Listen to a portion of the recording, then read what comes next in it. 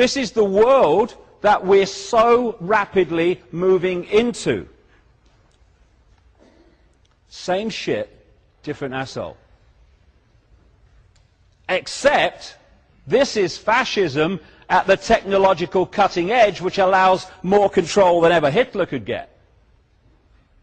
Coordinate 3. How do they do this? The power of the pyramid. You can also use the symbolism of the spider's web, but the pyramid will work, because that's how it operates. The system operates in its structure a system of pyramids within pyramids, like Russian dolls, one doll inside a bigger doll inside a bigger doll inside a bigger doll. They have pyramids inside bigger pyramids inside bigger pyramids. If you look at any organization today, this university, for instance, any government, any business, any corporation, they're structured as a pyramid. At the bottom, you've got the vast majority of the people working for that organization. And as you go up the pyramid, you're meeting fewer and fewer people, but they know more and more about the agenda than those below them. It goes the other way and the other way, of course. And then eventually, you get to the capstone of the pyramid, the organization, and there are the tiny few people who are the only people that know how it all fits together and know what the real agenda is. Everyone else is at different levels of ignorance for what the organization's really about. And the idea is to hoard knowledge, some of it very, very advanced knowledge, beyond anything we see in the public arena, in the hands of the few, and to keep the mass of the people in ignorance of that knowledge. And if I know really significant things, like the nature of reality and how we create it, and I keep it from everyone else, I am suddenly in a position of massive power. Because of this pyramid system, the network of interbreeding bloodline families going way back to the ancient world, they occupy the capstone of the pyramid. The people we think are in control, like prime ministers, presidents, heads of the World Bank, etc., they're much lower. They are not the people in power. They are the people who are placed in positions to administer into reality the policy dictated from the shadows, from people that the mass of the population have no awareness even exist, let alone how they're manipulating the system.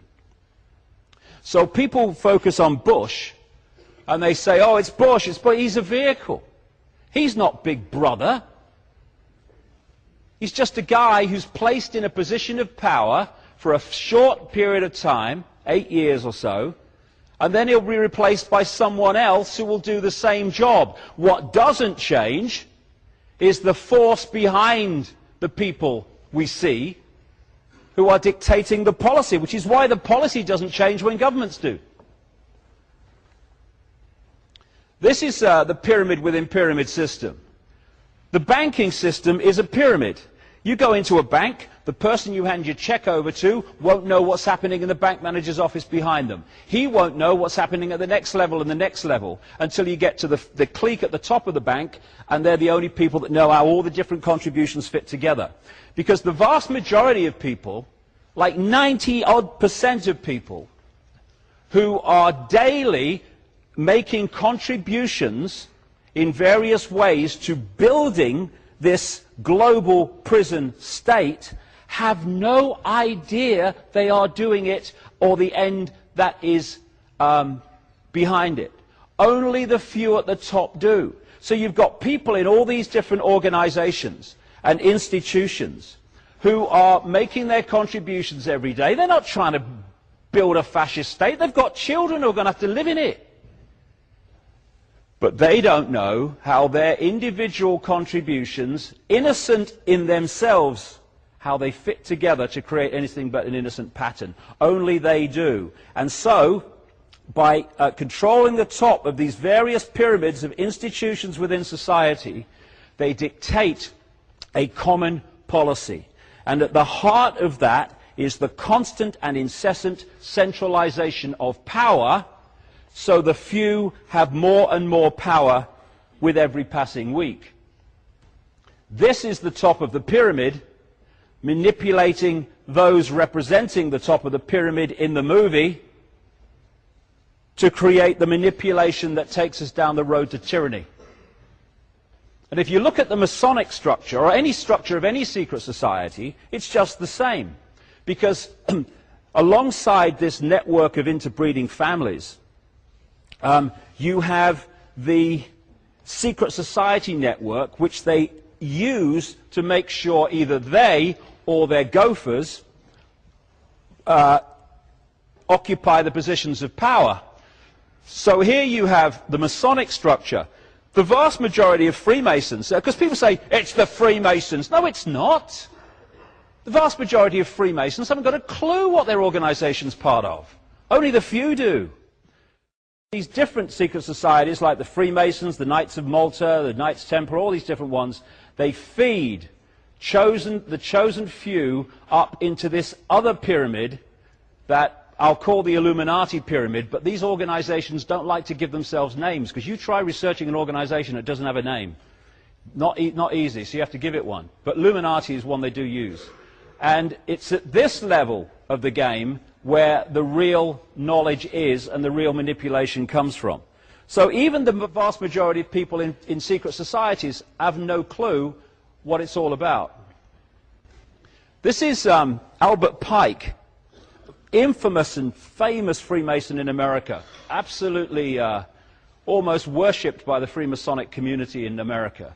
And he said this: "Fictions are necessary to the people, and the truth becomes deadly to those who are not strong enough to contemplate it in all its brilliance. In fact, what can there be in common between the vile multitude and sublime wisdom? The truth must be kept secret, and the masses need a teaching proportioned to their imperfect reason." That is exactly the game, to keep that knowledge in the hands of the few and the mass of the people in ignorance of that knowledge. Coordinate 3, techniques of manipulation that take them along the road to this Orwellian state. If I've made any contribution at all in the last 20 years, I think one of the things that has had the biggest impact was to invent the term problem, reaction, solution for something that was known before as the Hegelian dialectic. And it describes a technique of mass manipulation that is devastatingly simple and devastatingly effective. I'm about to describe 9/11.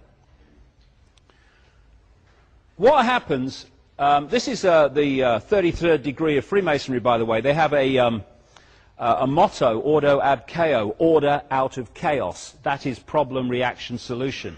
Creating the problem, then offering the solution to it. After 9/11, George Bush said, "You're free and freedom is beautiful, and you know it'll take time to restore chaos and order out of chaos, but we will." Problem, reaction, solution is that same thing, order out of chaos. Works like this. You want to change the world in a way that you know if you do it openly, you're going to get a massive public resistance, like all these Orwellian changes that are going on today. So you don't do it openly. You play this technique. Stage 1, you covertly create a problem. It could be a terrorist event, it could be a war, it could be a run on a currency, whatever suits the solution you want to provide. You then tell, and we come back to what I was talking about earlier, you then tell the public through an unquestioning mainstream media, overwhelmingly, with honorable exceptions, the version of that problem that you want them to believe, i.e. Lee Harvey Oswald killed Kennedy with a bullet that turned corners.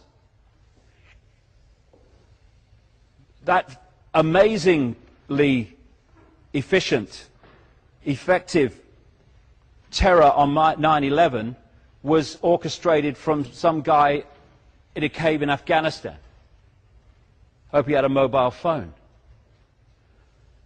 You want people to believe, you have to create a false villain to hide the fact that you're really behind it.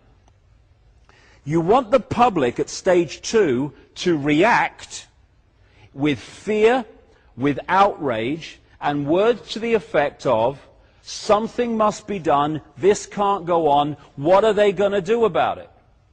At which point you, who have covertly created the problem, glean that public reaction, or at least the acceptance that something must be done. You then offer openly the solutions to the problems you have yourself created.